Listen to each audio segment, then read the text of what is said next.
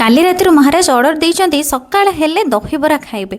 तो मु कहली ठीक अच्छे मु बनैबी हेले गोटे प्लेट को नेबी 100 टंका।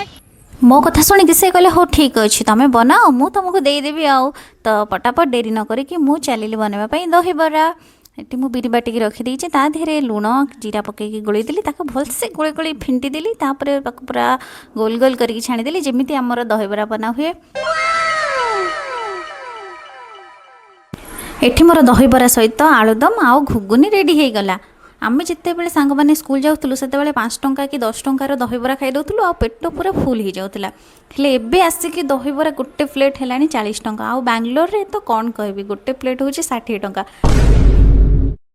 से मुझेतु घरे बनई से मोर चार्ज गोटे प्लेट पिछा 100 टंका।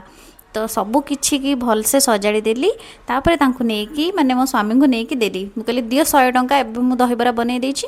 तो से कहले कि अच्छा सतरे नब ना कौन मुझे हाँ नेबी कहले अच्छा तू गोटे पक्का दहीबरा वाली हो।